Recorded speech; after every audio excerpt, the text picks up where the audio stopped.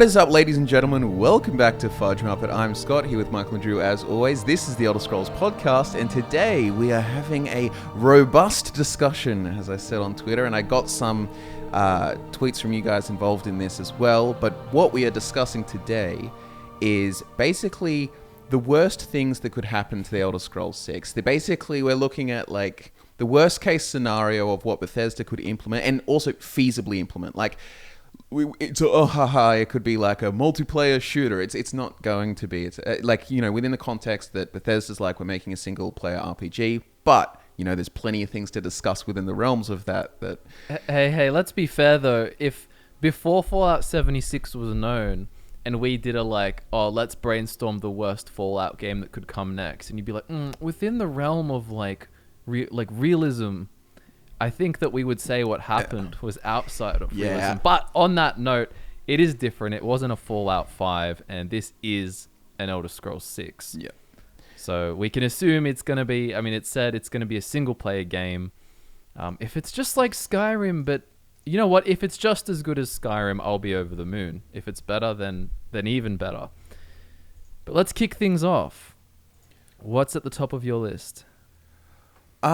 I think we can probably all agree that voice protagonist is at the top of the list, right? Probably, because it's like one of those, they probably won't do it because there's 10 races and they'd have to have so many voices. But yeah, if they did it, tease.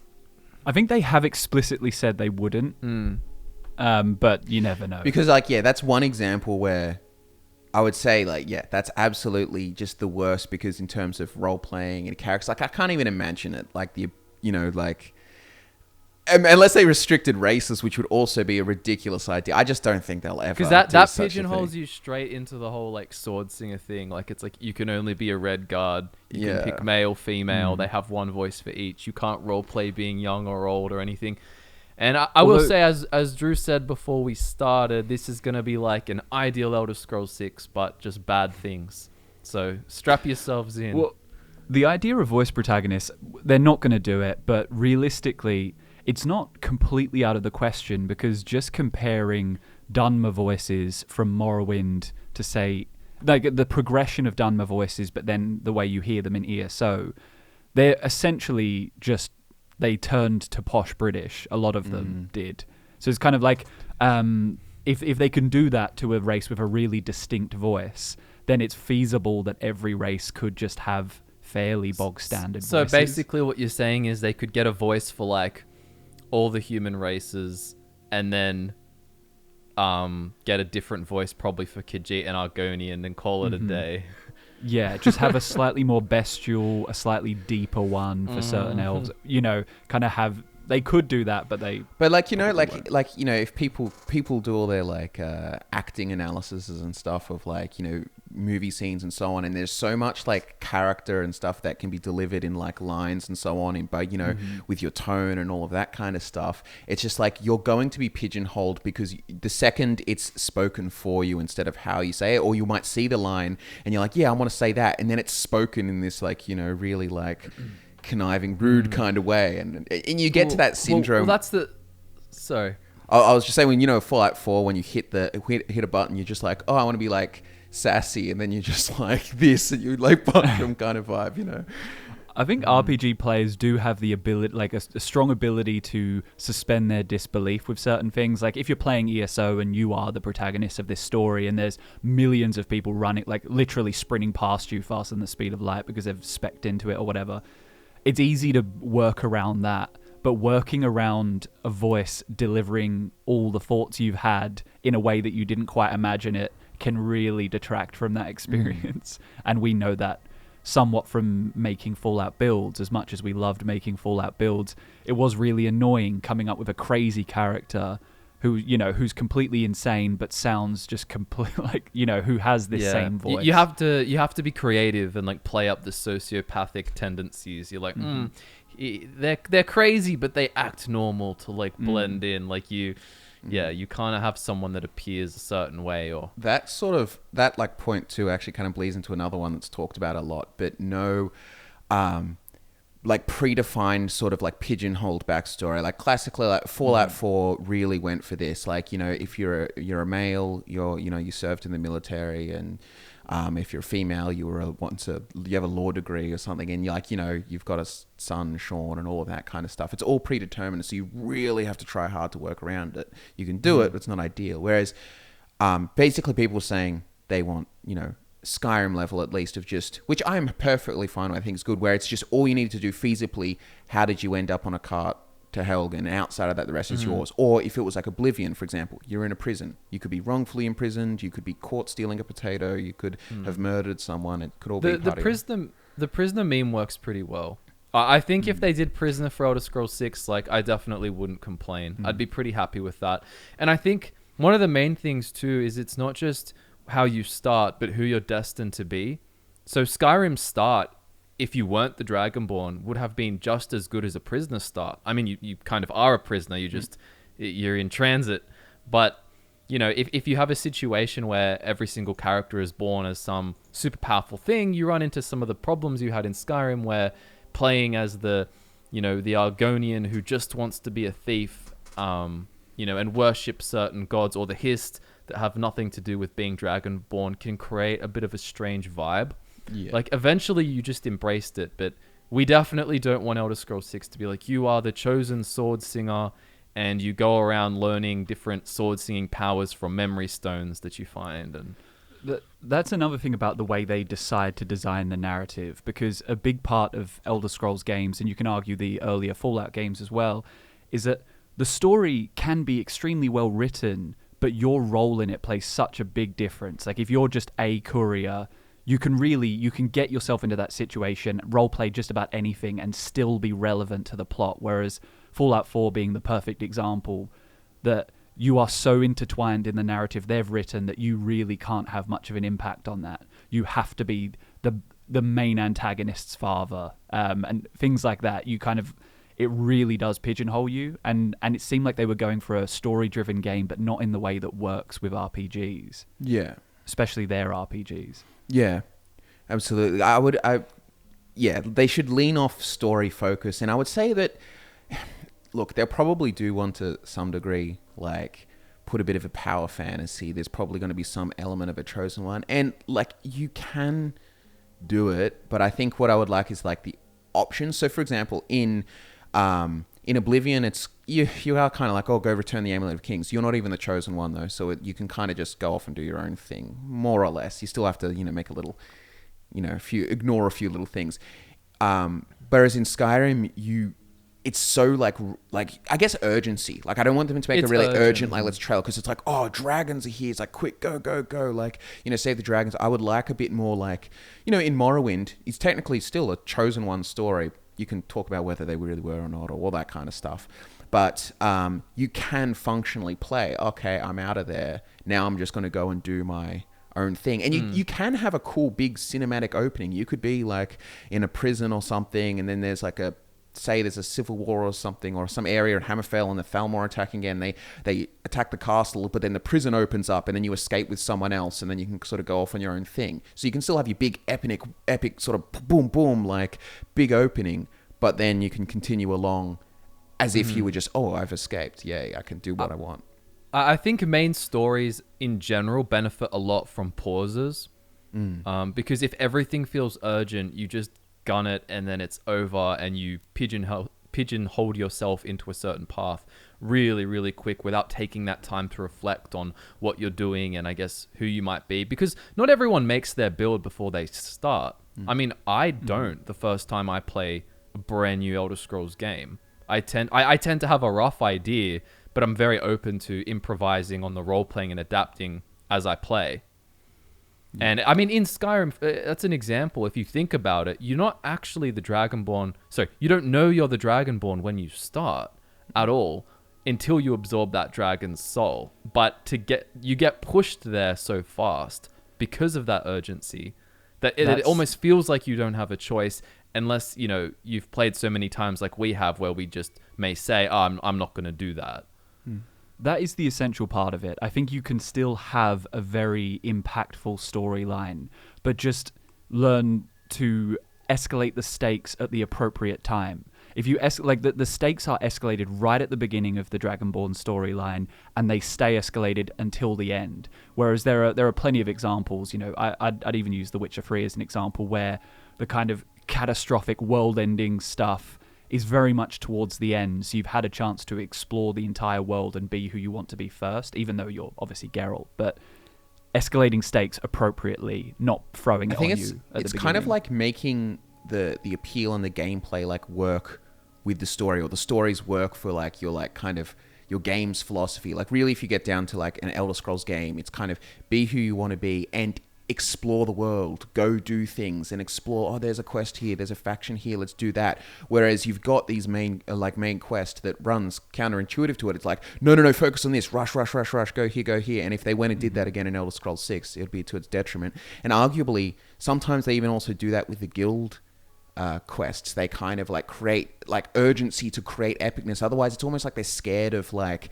that people won't be invested in the story or anything if it goes too slow. It's like, no, there's got to be a big, ending and thing. And another, go on. I was going to say, it's quite interesting that they also shoehorned like joining a lot of the factions into the main story of Skyrim, which then felt weird to go and do them, because the reason that you've talked to, say, Brynjolf, for example, or gone to the College of Winterhold is super important.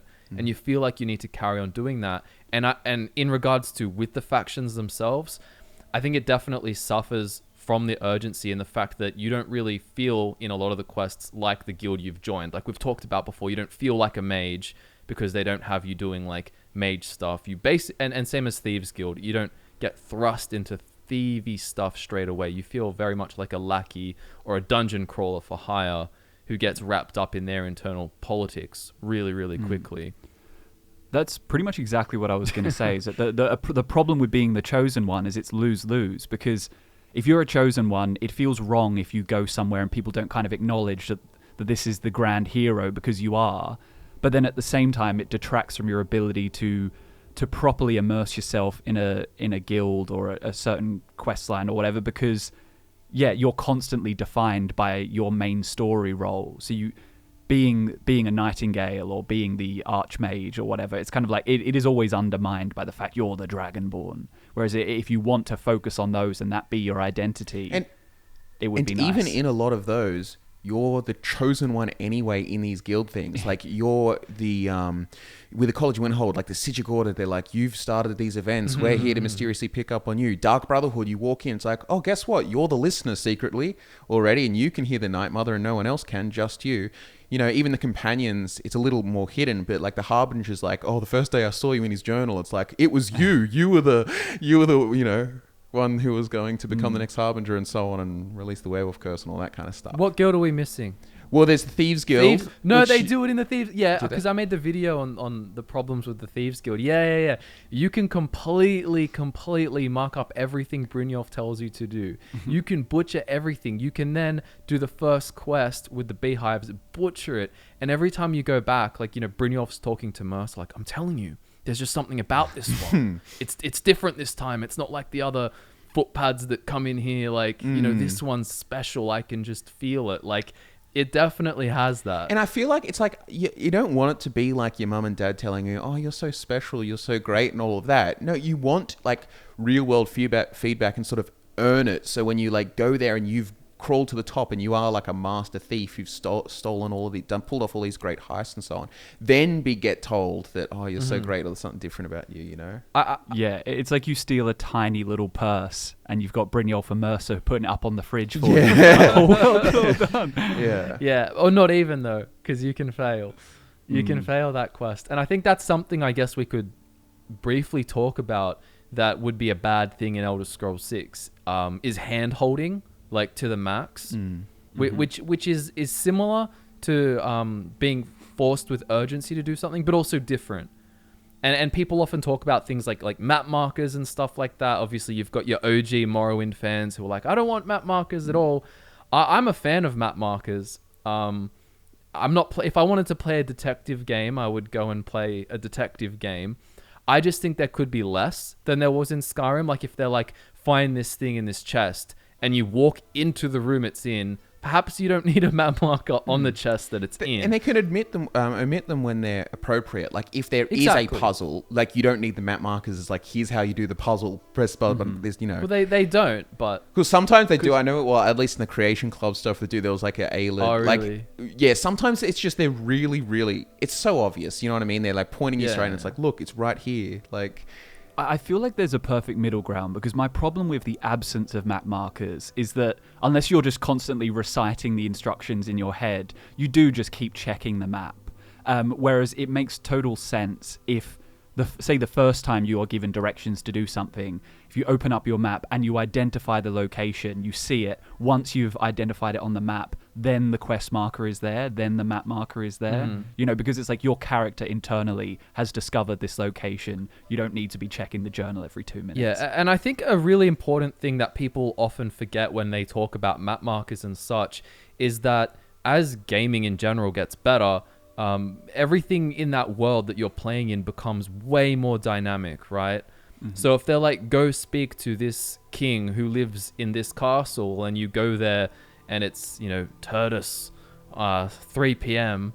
and that's when he goes and hunts in the forest, and he's not in his castle, and there's no map marker or anything, and then you know what I mean? Like, I can see there, you have to build a whole game around it. Like, there need to be constantly people providing clues and information about how to kind of find exactly what you're looking for, or if this NPC is traveling to another town because that's part of what they do on a certain day of the week.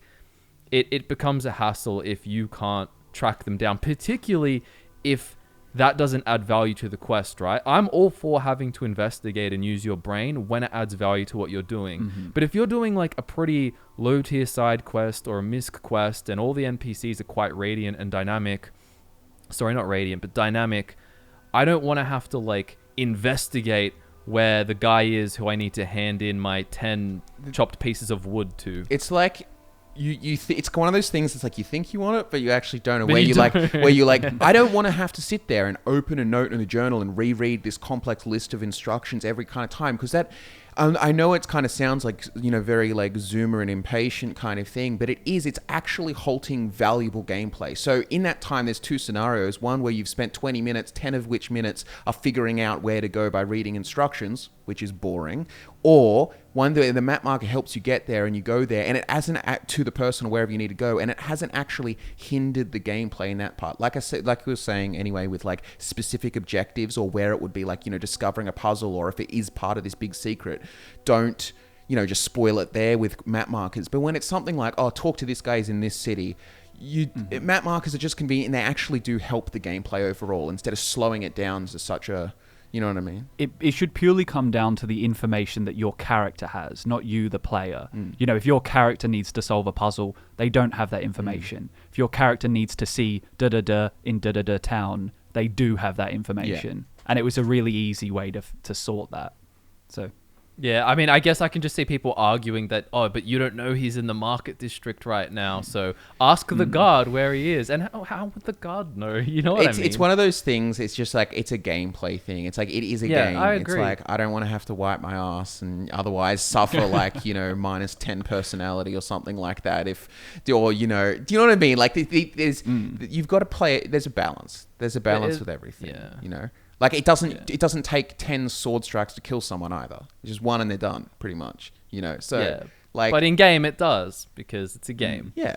So, and I think it's funny on the topic of, like, I really appreciate the moments where you do have to, like, think hard about something. And there is that joy of figuring something out. But I just don't want to have to figure every little thing out for myself. It's funny, actually, on the note of puzzles...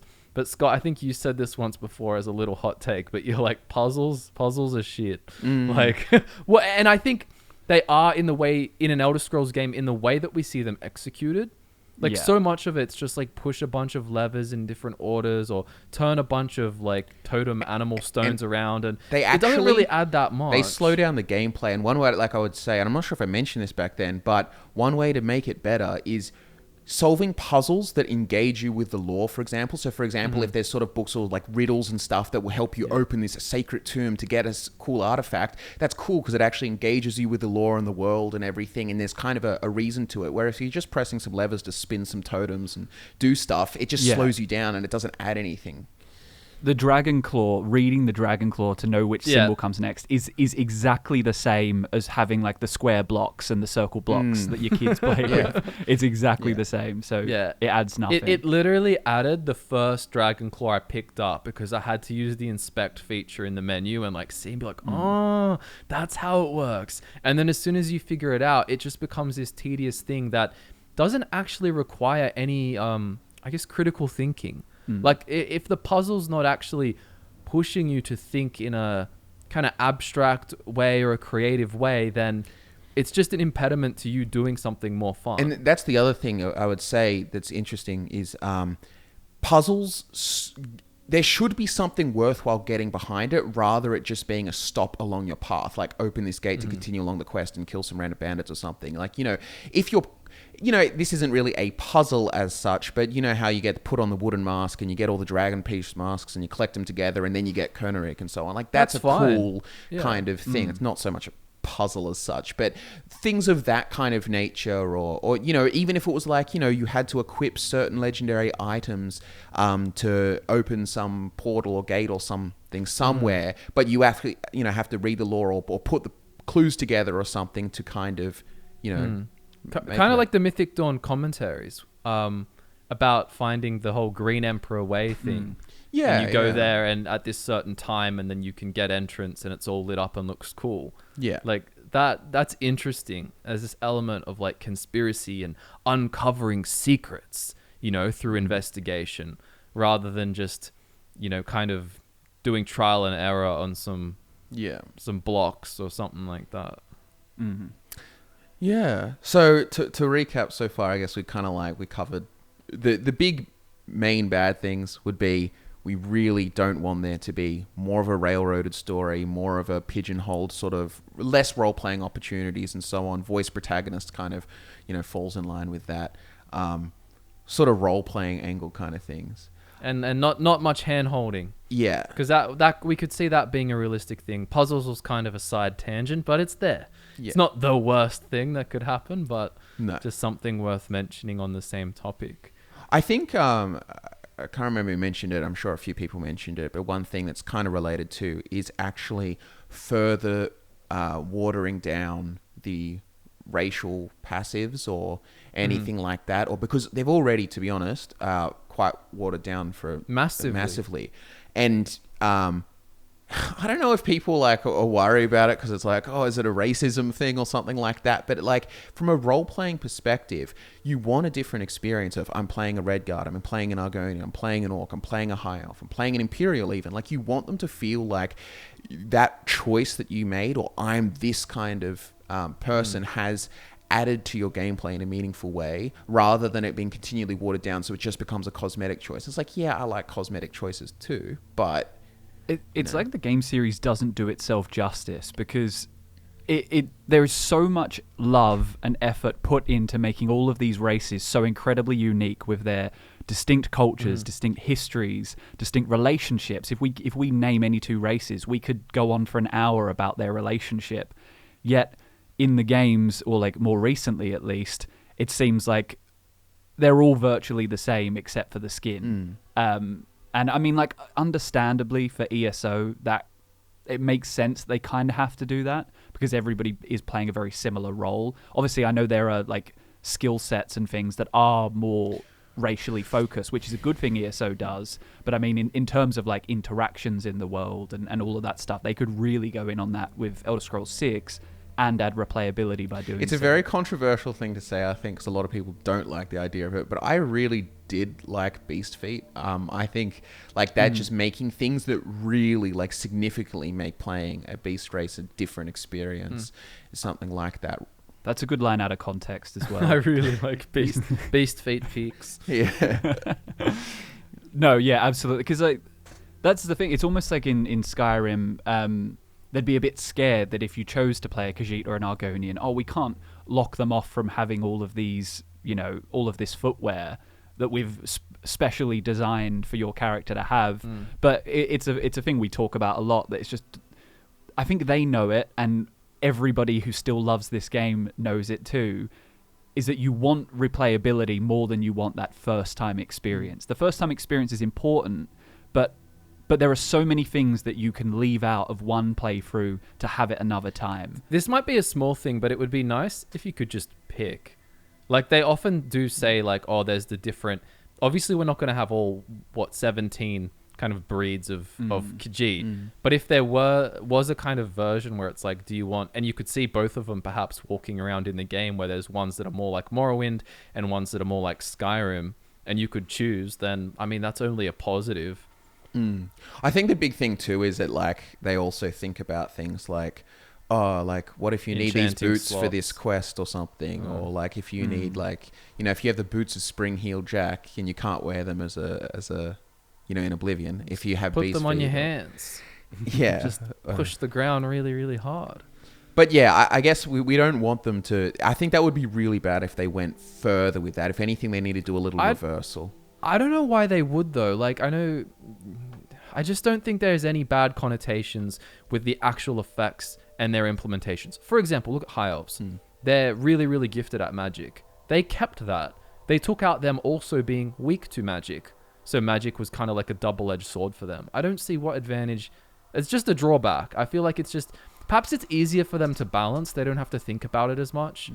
With all these... But then again, Bretons ended up heaps OP anyway, didn't they? They kind of always are, because of the resistance, because magic, spell absorption. But I mean, like, one thing if they want even, like, and maybe this is controversial to some people, I don't know, like, maybe they really like racial powers and stuff, but I'm 100% cool for them to ditch racial powers, because I feel like they're usually not effective in the long term, or they don't... Or I just never remember to use them, or so on.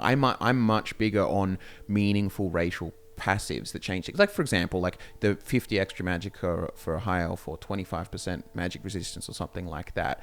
But I mean, if you look at obviously like Anation's mods and so on, but I'm actually a big fan of the Morningstar races list, because it's all passive centric kind of stuff, and it will even be things like, oh, orcs regenerate stamina 20% faster for every enemy they're fighting in battle, or something that kind of reflects. Like, there's interesting ways that make it a meaningful gameplay change, but it doesn't become... sometimes I find like racial powers, even the Imperious mod, they're a little bit bombastic, where it's like every single, Dunmer has some like superpower, and they put on this like fire cloak or something, or I don't mind as long as they improve passives a lot. I don't care either way. Yeah. If I can swim like a tadpole as an Argonian and have beast feed as a Khajiit, then that sounds fun to me. Well, here's one to change it up, and we can talk about this. But this is it's one of the worst things that could happen, according to Social Ascan. Says, not written by Michael Kirkbride, not entirely written by Michael Kirkbride. And all I have to say to that is, I feel like in lore communities, a lot of people like go like, oh, Michael Kirkbride's contributed lots of really good stuff, both in and out of it. But at the same time, a lot of the other writers contributed as well, and like Ken Rolston's and all of that. But some of it gets really wacky. Like, I don't know, I wouldn't want Michael Kirkbride to be the sole and only writer of an Elder Scrolls 6, because it would probably go far crazier than you think. Oh, dude, I'd almost take the risk. I feel like you almost want it so that in the BGS office they all just gather around, but instead of like lighting candles and starting a ritual, they all gather around the computer and send off an email to Kirkbride, and he can like commune with them and give them ideas and bounce ideas off them, but not have complete creative control. Yeah. I mean, I think is probably the compromise.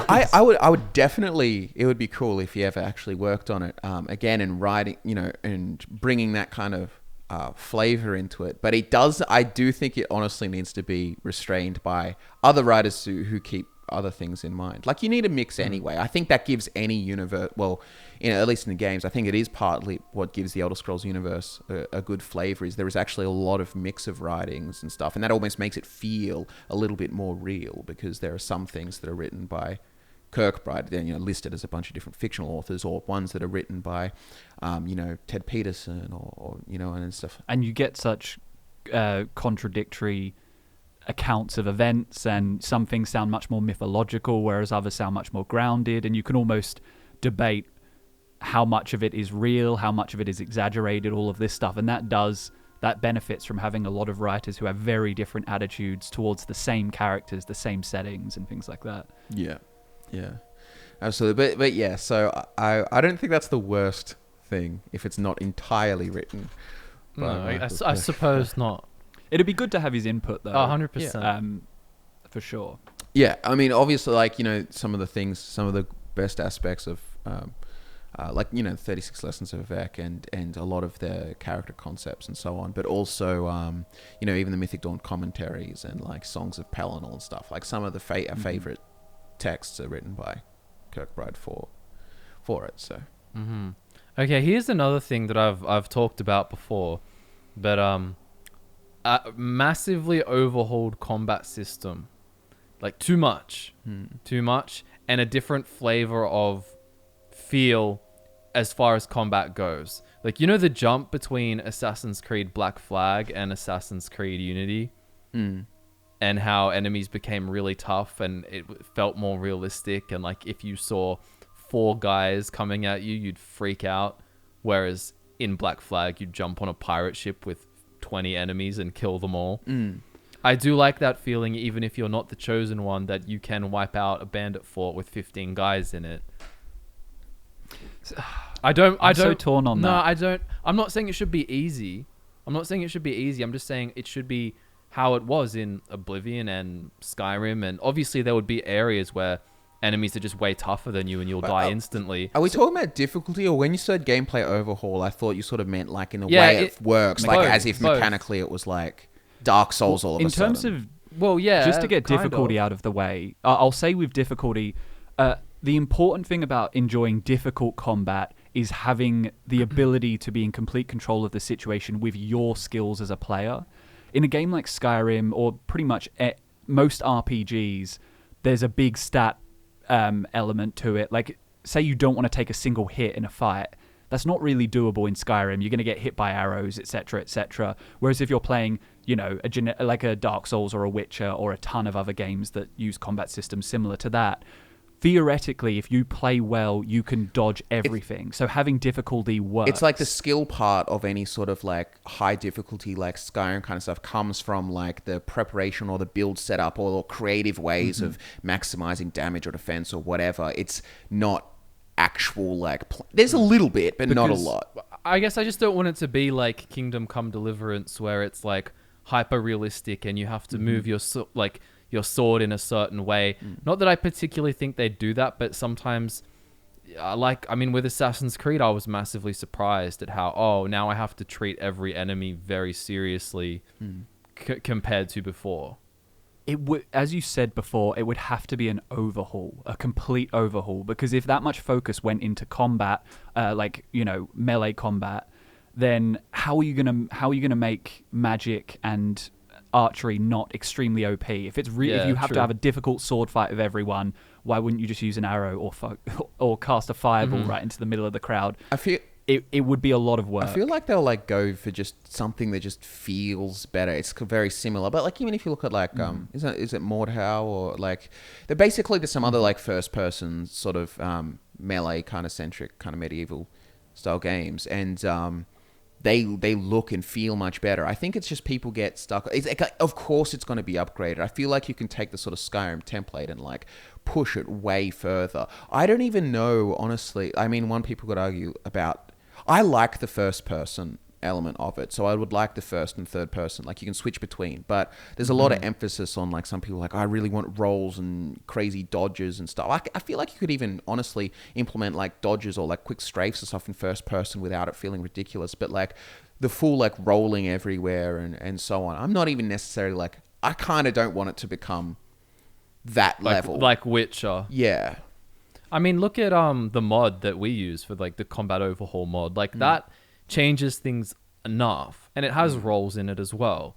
If you were to take that and then make it like a smoother Elder Scrolls 6 next gen experience, I'd be completely happy with that. I just don't want it to be like ridiculously overhauled or changed, because in some ways, I don't know, I like the hack and slash, for this particular I think game. Just a better one.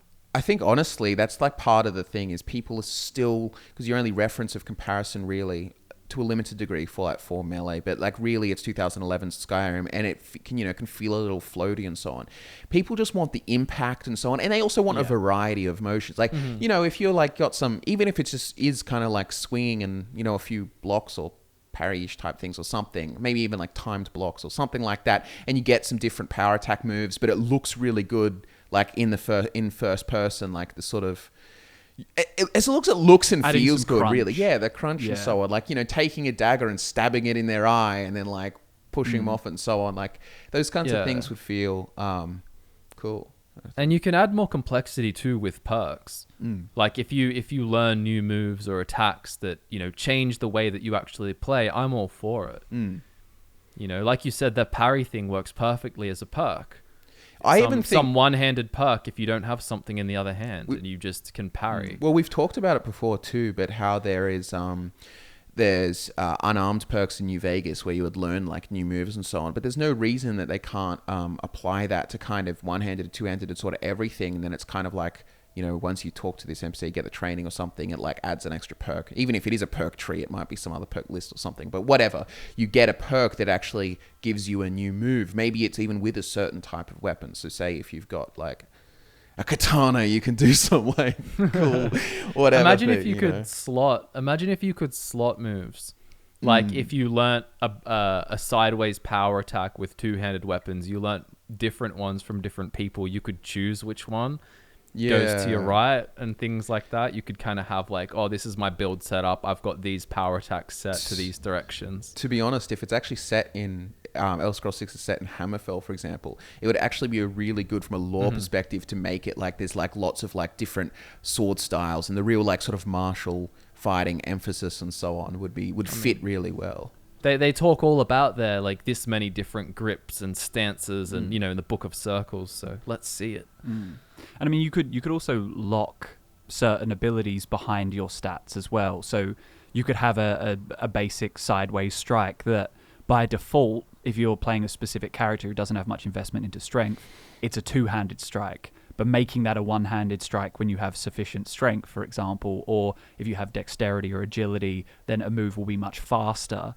Things like that can change the way you play without completely overhauling animations, mechanics, combat. Well, speaking of attributes, which we obviously would hope are back, but likely won't be back, staying on the topic of worst things that could happen, I suppose is a dumbing down of the character customization, or even just not enhancing it, because we all want it to. The character customization when you build your character. Like, we want classes to be back.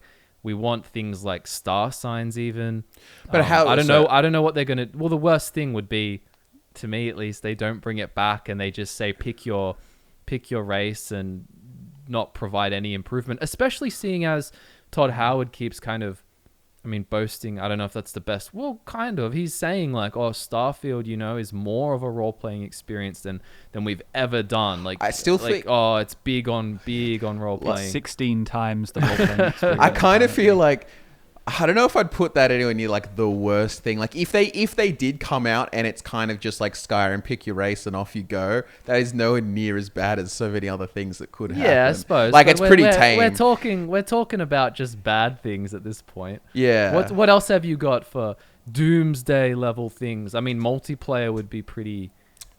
We talked about dumbing down the races, but dumbing down the setting is also another. Yeah. Like we've seen You see it to varying degrees. We saw it in Cyrodiil because it was going for the very in fantasy style at the time. Skyrim, if you compare it to the way Nords appeared in, say, Morrowind, is night and day from what we actually were delivered while they were fantastic games. And obviously ESO does it more so than anything else. With complain about Somerset all the time.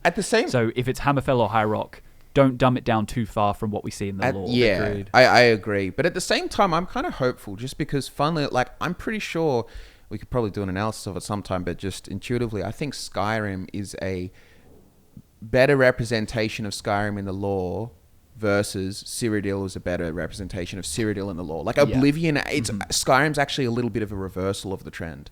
And then ESO, as much as they've added lots of lore and storylines and stuff that you're not as big on, and some things that like they're underwhelming or not as alien, they have actually taken a lot of the fluff, the background lore and so on. They have made a big effort because they have to, because they've got an MO going in 10 years and they need to keep building new content and so on. They've actually built quite a consistent kind of thing. I was playing the Blackwood DLC recently and like going around Leywyn and so on, but there's even like little like ancient little chunks of Argonian sort of Aztec-y looking ruins and stuff around, which is just showing a little extra. Okay, it's obviously not ideal, like the look. Like one thing that bothers me in ESO is that every door is huge and the buildings are always like massive. Like the Aelid doors and the Aelid ruins are like literally like 3 of you. Like they're huge. It's not the same scale because it's everything feels like a zone. It's facilitated from an MMO. You know, it's different. But what I'm sort of getting at is I think that now that they've got a lot of Hammerfell sort of background lore and stuff to work off, I feel like people's expectations are different. They can't pull an Oblivion on you now. Like obviously there'll always be some things like, you know, you can tone down the Somerset stuff and really people can argue that like, oh, it's one writing that says that the Crystal Tower is this cool or so on, you know, whereas now you've got ESO that's combined with all of these kind of things and so much lore that it's kind of undeniable, like you can't not. One thing I guess some people were talking about is if they went for ESO in terms of like what the land looks like and the sort of lore, like just copy sort of pasting across and so on. And I don't think they will, because I think Bethesda game studios will take pride in doing their own sort of thing. But I'm sure they can take inspiration from similar locations. But just the actual physical look of a bunch of ESO stuff, like I said, disproportionate sort of. But they could water down the lore though still. Like I'd agree that is a serious threat. But imagine, you know, like the whole Yukuden forebears thing where the Yukudens are meant to be like extremely traditional, but then there's a situation, sorry, Yukudens, crowns, I mean, and the forebears. You get a situation like Skyrim maybe where they kind of say their version of Bayizmir, but in reality you see heaps of like Divines level forebears type stuff around the Crowns area, and it kind of gets retconned that, oh, no one's as traditional as we used to be. Like I personally think it would be really cool to see the duality more and the contrast more between Crowns and forebears. So but like in summary, the worst thing to happen would be is if they did water down all of the sort of cultural uniqueness and so on and stuff like that. But I am somewhat hopeful, especially following up Starfield, if they do go for their, we're like having a more like focus on role playing and stuff like that, and then they're coming into this. Plus, they're gonna obviously be consulting with ESO lore, and so because then, you know, now they have like lore masters and stuff, which wasn't really a role before in any sort of Bethesda kind of thing. So I feel I am a little more hopeful in the direction. Not that the lore masters have been perfect though. Yeah, but they've been. But at least they're there. Because I think one thing about the lore masters to give credit is that a lot of the limitations that we critique are purely in the execution of the game as opposed to the writings, like pulling from the writings and you know, contributions that people like Layman Tuttle, I hope I'm pronouncing his name right, but, you know, like the Clockwork City stuff is fantastic, but at the same time, you're operating within the limits of this is an MMO. And someone kind of can come to you and go, well, I want to write this quest. This is what the quest is or so on, like, help me make it work or something. But you're working with those parameters already, like, you know, when it first started and so on. And everyone's got their own different... It's the problem with any... You know, I guess Elder Scrolls been around a long time. Everyone's got a different vision of what Elder Scrolls should be and so on, or what they enjoy. I think one of the worst things, personally, is if they go for a really ESO sort of visual style, and that a lot of the armors feel a bit... To be honest, to be fair, a lot of the newer armors and stuff added in expansions and so on are less World of Warcrafty looking, like on that end of the spectrum, like very like modernized looking. I really do hope that it doesn't become so like tethered to ESO as a visual representation. Instead, it has its own aesthetic. Like, you know, how Skyrim's armors and stuff are all rugged barbarian sort of feeling and so on, and they go for knightly ones in Oblivion and or whatever. Not that it has to be necessarily cohesive like that, but just that, you know what I mean? It all looks... You don't want it to be cartoony, and yeah, because they could take that angle while still, you know, having super enhanced graphics and making it look nice. It could have this cartoony MMO World of Warcraft armor feel. Yeah. Well, art style is an important part, I guess, because obviously tech limitations have always been there, but the art style of the mainline series has changed drastically from game to game to game to game. And I'm curious if they would kind of go for a slightly more realistic looking human races, or if they would implement an art style on top, if that makes sense. Because, you know, like Oblivion, it's kind of goofy in respects, but also really cool looking. But it's not just an updated version of the way Morrowind made things looked. It went a completely different way, if that makes sense. Yeah, funnily enough, if you actually... I don't know if I'll get like... I don't know if some people will really disagree and I'll get reamed for it in the comments, but Morrowind to Skyrim... Skyrim's actually more of a continuation of Morrowind in many ways. Even like aesthetically, that the elves, and obviously it was only presets in vanilla Morrowind, but they looked a little bit more alien, a little bit different. Some of the ridges and stuff, maybe not as pronounced, but... it looks like more of a continuation than Oblivion did, and Oblivion went very like Pixar head looking kind of things, and even the color palette's very different. Like Morrowind feels, you know, I guess grittier sounds a weird word, but you know what I mean. It's like a different going from one to the other. It's rustier. Yeah, and I think, and I hope they do continue that sort of line, because I would say.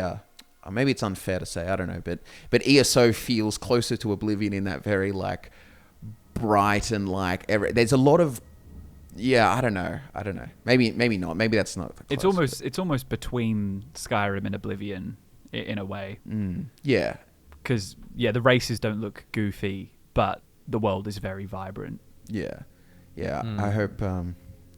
I hope we just get a good execution in regards to the culture and so on. The worst thing that could happen, like I was sort of saying, is if we do just get some massive lore retread. Like, even if they make it make sense, like how it makes sense that the Nords could be imperialized and stuff by now. You know, it's 200 years in the future. Like, you know, all of that could happen feasibly. It still would have been a better setting if there were strong Nords and stuff like that. Like, you can. That's the thing. You can rationalize anything with lore.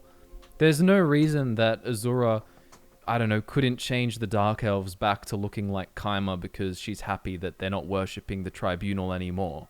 And they all look like that in Elder Scrolls 6, but I don't want that. Yeah. But just because you can make it happen doesn't mean it should. Yeah. Some, like, I guess there's worse. Some of these things I feel like are smaller kind of things. Like, I wouldn't be the worst. Like, no variations in armor, for example. Like, being able to have like colors and styles and so on. These all sound like great things. Like, it'd be cool to be able to like color your robes or whatever. But like, they aren't like, oh, it's the worst if it doesn't happen. Because in some ways, like, some people really, I kind of like the identity that comes with some pieces. Like, there's something that makes like Daedric stand out or glass or whatever stand out. Whereas if you can color glass like any color of the rainbow, it loses a little bit of its identity, to me at least. But yeah, it becomes a bit like Fallout 4 in the sense of how you could craft any weapon and turn any plasma whatever, say a pistol, into a plasma rifle, and that, I suppose, takes us to a topic that, you know, would be disastrous for Elder Scrolls 6, which would be some huge crafting scrapathon emphasis or huge settlement building emphasis, because I think you'd just run into all the same problems as you did with Fallout 4. That's not to say that they can't have any like build your own little estate or castle type stuff at all. yeah. But a focus would be pretty bad. Yeah, I mean, there are some interesting things in the Creation Club with the Anniversary Edition stuff, like even being able to have your own farms and stuff and plant your own things, and say if you were like an alchemisty kind of character or something, like more options like that. To me, even like being able to be a person who has a farm or a certain function, if you want to be, like, these are the kinds of things that would enhance role-playing particularly. But I agree in the way that, like, you don't want to be going through, you know, finding iron hinges in every single like dungeon, like picking them all up so you can make stuff. It's a different work. One thing I actually wanted to bring up, just kind of like not the worst thing, it's not if it's not there, but with Skyrim, it's when we're using Skyrim as a reference range, it's like that's a 10-year-old game, and we forget in ways, or at least I do, is that Fallout 4 was their next big release that came in. Like, Fallout 4 would start to give you some sort of hints at how they changed. Like so for example, with Oblivion came out, everyone was disappointed by the setting coming from Morrowind, right? But then Shivering Isles comes out as almost like a big appeasement. It's like, hey, look, this looks a lot more like Morrowind, and it's like a bit more funky and cool and interesting and stuff like that. And in a similar way, in Fallout 4, they brought out, everyone was annoyed that there was no like sort of role playing, couldn't really be evil, and then they come out with the Nuka World DLC, and it's like, oh, look, you could do this, or they come out with Fire Harbor, you actually have more choices and stuff with the factions and so on. But so you can kind of look at the DLC sometimes to see where things might go, or they might take things, but also even just looking at the systems in itself. Fallout, Bethesda's last mainline game did feature a lot more customization of your armor and so on. You being able to wear clothes underneath and put leather armor and pieces and so on all over like you could in Fallout 4.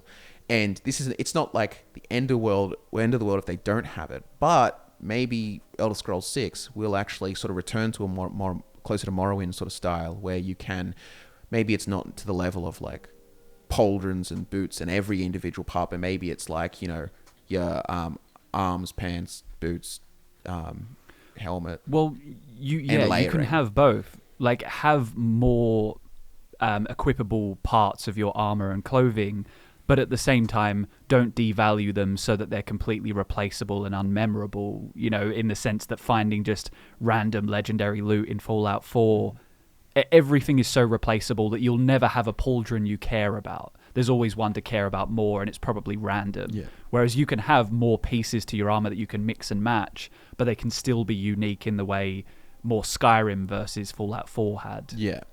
Yeah. I guess...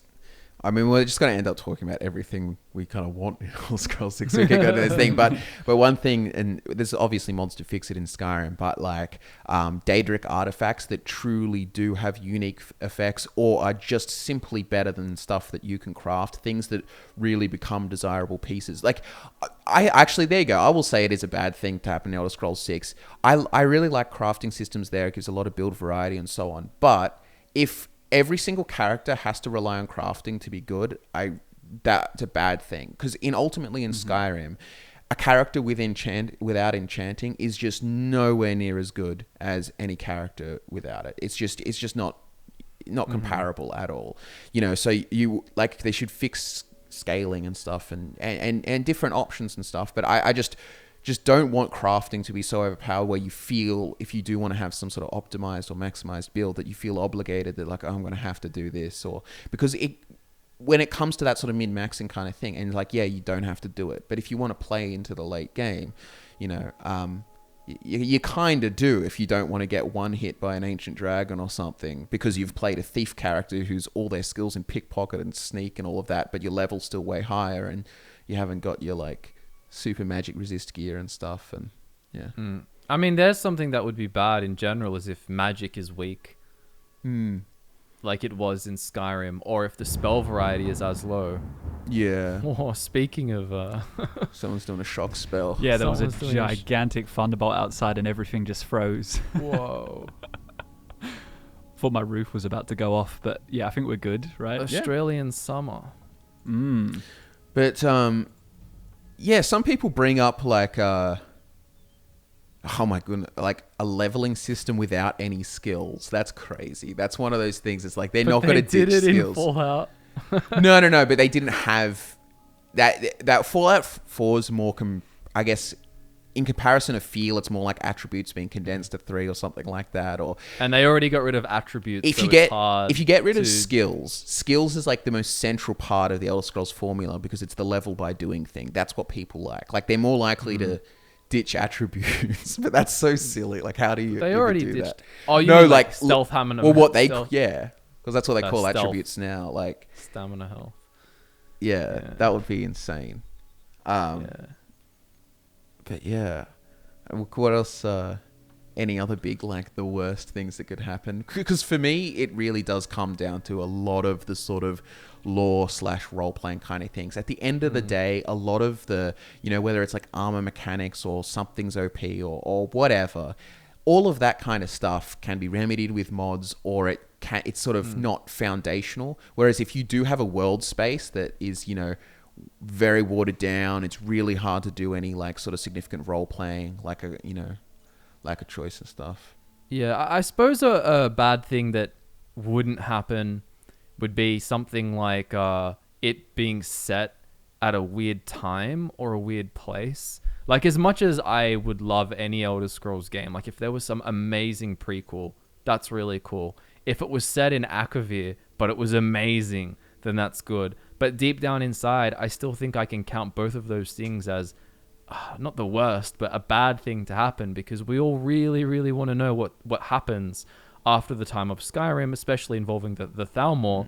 And we don't want to wait for an Elder Scrolls 7 because we just found out how long it takes to make another Elder Scrolls game. We haven't got time to wait around wondering what happens. That also reminds me, people saying a bad thing would be a huge time skip again. And I would kind of agree that since everyone is...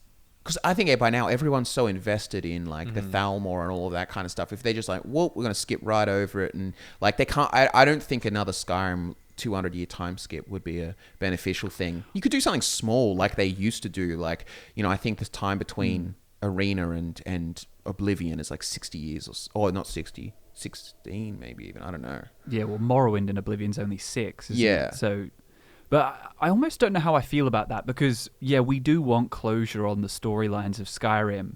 But if it's too soon afterwards, we may end up just kind of rehashing the same conflicts. Just in a different location. So it's kind of, I almost feel like it'd be a good idea to have, not a huge time skip so that everything becomes irrelevant, but enough of a time skip that you can fill in some of the blanks with like an intro cutscene or with some lore books. Yeah. But then kind of have an excusable reason why the same factions don't need to be at the forefront again. Yeah, I guess I wouldn't mind something like 6-10 years kind of vibe, but I feel like when you start distancing it too far from there, you're going to start losing, like, because that's the thing is like people have a good understanding or they're keen to hear more about the different parts of the world. Like you hear little bits about how Hammerfell are and so on, and like they've got to involve the Thalmor surely, like because people just it's just a facet of Skyrim that was built up. Like there's this second Great War coming, or there's this second great conflict. Like what? They're just going to ditch it, or they're just going to say, oh well, you know, 10 years ago the second Great War happened, and you know this is the setting now. But that completely is that's just Skyrim too. It's like they're gonna say the second Great War happened. High Rock is in ruins. We need you to rebuild it. I don't know why. And you go around settlement building the whole map. I used to be a little different, but I'm actually like a bit more positive on Elder Scrolls 6. I don't think it will be some huge disappointment kind of thing.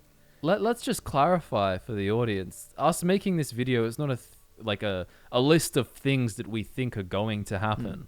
I mean, we're waiting pretty late into the podcast to say it, but I mean, these are things we just don't want to happen. Like I'm pretty positive on Elder Scrolls 6. I mean, the big thing for me is I just think that compared to other games, like it's hard to stuff up. Like you have to go out of your way to stuff it up. And I know you could say the same thing for 76, but 76, obviously the trailer got us all super hyped when we didn't know it was a multiplayer game, but they quickly told us it's this different thing. Whereas we've been told Elder Scrolls 6 is another single player Elder Scrolls game. Yeah. So, and with such an interesting world as well, and all these different cultures that have already been built upon multiple previous entries to the series and their online game going on and on and on, adding new lore, I just don't see... I mean, look, I'll eat my words if I'm wrong, but I don't see how they'll stuff it up that badly. Plus, it's made by the same people who are so invested in their world that they've created. It's not being palmed off to another group the way Fallout 76 was, and even to an extent ESO. They're kind of like, oh yeah, we want to keep these franchises going. We want to keep profiting off these. Yeah. Whereas Elder Scrolls 6, it's kind of like, I'm sure there have been discussions where it's like, why are you even making this? We could make so much more money if we made a different kind of game, like single-player RPGs. They're dead. Why are you doing it? Then again, maybe they're doing it purely to get in everyone's good books again. But either way, I think it has to be a passion project. I think Skyrim, obviously, with like the 3 editions and all of that kind of stuff, and just in terms of like brand, like Skyrim's a household name for like generations of gamers at this point. Like the idea that like there are people that are like, you know, 10 years old right now that are playing Skyrim for the first time with Skyrim Anniversary Edition and getting into it and everything. And it's just like, you know, I played it when I was like 16 or something. It's like that was me with Oblivion, but that's how long it's been, and it's so. But people are so invested in the brand. If they make a Elder Scrolls 6 and it's as good as Skyrim and as you know, culturally impactful as Skyrim, they'll just sell so much of it. And then, dude, they've got monetization things in there with like, you know, Creation Club. Expect it. Yeah. Expect it for Elder Scrolls 6. People will say, oh, microtransactions would be the worst thing ever. And as much as I don't really want them, if there are some paid things that aren't too intrusive, I mean, you just kind of have to expect it. It's a bit of a... it's not a reality I love, but you can expect It depends how much control they have, really. 'Cause it depends how much control the developers have, which like, how much are they going to have to appease the executives and, you know, the people who really profit from that? Because I guarantee that none of the people actually designing the game want anything like that in the game. I don't think they'll do it like 76. It's not going to be like, welcome to the Elder Scrolls 6 store where you pay $30 for a skin. And I agree completely. Like, the problem with single-player RPG games too, like that video you made, Drew, is that when you add an item that you have to pay for, it comes at the opportunity cost of that item being found through an in-game experience. Well, that's what... Which adds to if it. you- But I can expect some sort of paid thing, even if it's a paid membership subscription to Creation Club. I don't know. Use the Creation Club as do if you something. use that as a model, you look at it, they add new weapons and stuff, but they integrate it with quests and so on. And it, like, my biggest thing is, I would have nothing wrong with any Creation Club stuff kind of going forward. I know, like, arguably, like, you know, put it in the main game or whatnot. But even if they had modders working on it, doing additional stuff, and then they have, like, official releases, my concern is always just quality control and stuff. There's some bits and pieces, like, some of the Creation Club parts are well done. But then others, I'm like, oh, that kind of breaks this and that. And I just think they need a good, if you had these really good, polished, what are essentially DLC, But then just do DLC. Well, no, but then I'll be the point angry. is they're outsourcing it to modders. Yeah. But the modders can also get paid for their work or something. But then it keeps the world kind of, I guess, evolving. I think the important problem is when it's implemented. If Creation Club or DLC is accessible, honestly, in the first year, then I think that's reprehensible, because that stuff should have been a part of the game. If after a year, if they've released a full product and they respect the price tag of the game, then there should be no reason to be giving you anything new for a year. Or maybe I think not it's a year, because, but you know what I mean. remember, there's a difference between, like, it's that kind of thing. It's like, if you, like, look at dates, like, they might, for example, finish a game, and the game's got to be, like, finished here or whatever, and then it's preparing for release and sale and going out and whatnot. They could be working on a DLC now that might not come out for 5 months or something, but they couldn't have put it in the game unless you delay it further and so on, and then you have the same problem again. It's like, oh, well, if the DLC can't come out, it has to... Do you know what I mean? I guess that is kind of the point I'm making, but maybe a year is too much of an exaggeration. But say you've got a game that comes out, and on day one, you've got some Creation Club options. Yeah, even I if they're agree. small, that is literally just taking them from the game. Day Whereas one. if there's stuff that they're so involved in the development process that they're like, oh, okay, we've got a gold copy of the game, it's ready to ship, but we're going to keep working. It's like, well, fair enough. Well, there you go. Yeah. Like, But Dawn Guard. that's not usually the Dawn case. Guard, for example, which was the first big DLC for Skyrim, came out June 26th, 2012. So that's like, that's like a bit over 6 months. 7 months. Okay, yeah. I fair feel enough. like that's kind of fair enough, and especially because they could, you can start work on Dawn Guard immediately as Straight away. Skyrim's going and so on, but you couldn't have waited to put it in necessarily, I guess. I guess, Yeah. that's essentially the idea. But yeah, I is that- agree entirely with the day one stuff. Like, I don't want some, like, get your additional Link hat costume or something or anything like that. Like, but yeah. I feel like we could talk about this is one thing with the Elder Scrolls 6 discussions. We could, like, talk kind of endlessly about it and sort of, like, jump around the place. But are there any other really worst things? I know one, I guess, like, any crazy retconning of like the fundamental sort of sword singer. So I kind of don't want a sword singer replaced with shouts, but I'm sure they're going to do it. Like, even just going off the ESO lore, you're seeing the sword singer, the Ansai stuff. Like, you see it now. But he literally sings, right? Surely the player's not going to sing songs. No, probably not. Maybe it might be like a little lyrical, like 3-word thing or something, or or just an internal meditation-y Yeah, type thing. could do that instead. But I just think the idea that it's kind of like it's now out there in the space that this is what the Shihai look like. They're these big kind of like, you know, magic sword looking things, which it's not cool. Like if you try and work with it, it's cool. The point is, it's the same problem with Dragonborn. It's just like, I want to be a Dark Brotherhood assassin and a thief. You know, I don't want to be the savior of the universe as this great Dragonborn character. And I think too, and if you also partly, it's like if you choose not to, you're missing out on a lot of the... It's the same as if I want to be a mage. I don't want to be wielding a magic giant sword as some like martial arts kind of character, you know? But we'll see what they do. We've got a long time to wait. Yeah, we'll stream it from our retirement home. Let's all go to the same But it is what's ridiculous. Like, I think 2025, 2026 is a fairly safe bet. But, like, that is like what you would expect usually, what used to be the case just in between their releases, you know, 2011 to 2015, or 2006 to 2011, 2002 to 2006, yeah. Like, for all of their previous entries. But then they went Fallout 76, which I almost think I can't remember whose video I was watching about it or something, or about the development or the splits of the team, but I'm pretty sure it was something about the Bethesda Game Studios itself created the world space, but then the one that was the Austin, Texas, the Bethesda Austin, which used to be Battlecry Studios or something that was basically bought and converted and merged, they dealt with it like not the core Bethesda Game Studios. They built the world, but then the rest did all of the, and funnily enough, the world was really cool. Yeah, no, I mean, Fallout the actual 76, map is nice. Yeah, if you explore the map, it's nice. It's just everything else to do with it. I mean, some people really like Fallout 76, and to be fair, I haven't played it since. We remember we did the inoculation with the Nuka-Cola, and we played when they introduced NPCs. Yeah, that one. That's what we started, and that was. We tried to get back into it, and just wasn't the best. But apparently, it's getting better and better. But I've sort of. My biggest problem to me, a lot of the time, is when you sort of disregard the lore and stuff and just show that's like, oh, this is just this silly sort of playground. I lose interest in it because the reason I was into Fallout was the world and the immersion and stuff I get in. When there's people jumping around in power armor with their like Nuka-Cola paint and they're all their different like, I don't know, alien blood. You're inhabiting a dead world. Yeah. That was always my draw to Fallout, is that you are one of the few ragged survivors who's somehow clawing on and everything else is horrible. I don't really want...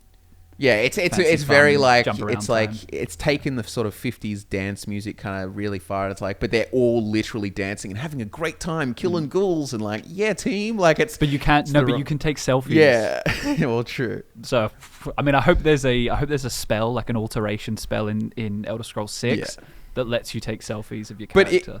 That's my number one. If we were to look towards the Starfield though, like even seeing some more of the concept art, which they've sort of been showing little bits, it is slowly getting more promising. I'm still waiting to be like amazed. I do think some people are sort of just way over hyping it. They see like a spaceship and they're like, ice planet, oh my god, there is a frost planet, count me in. And it's like, I don't know, that to me, that's really, if you're playing an interplanetary sort of sci-fi game, there should be a given that there's like different kind of environments. Like I want to see them and they could look cool and stuff, but like I'm not going to be like selling point, I'm sold, Starfield's great. We've seen nothing yet. It's like you said, I remember when you saw the trailer and you saw the forest planet and you were kind of just saying, I'd hope so. Yeah. You know, you'd hope in a sci-fi game that they have a few different biomes. I just hope Elon Musk is a voice protagonist. That's just all I want. Well, and that's the difference too. With Starfield, you got nothing to go on. If they started showing us concept art for Elder Scrolls 6, you would be able to draw from all of the lore knowledge and all of the knowledge about the setting and be like, oh, maybe this is this and that, and speculate, and sort of you get so much more subconscious information with every picture. Starfield, it's just...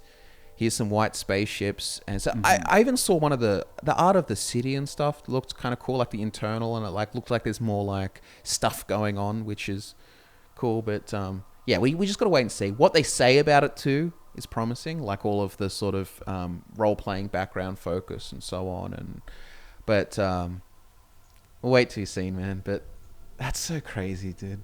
I just remember sitting in my room back at like my parents' place and stuff, talking about Starfield.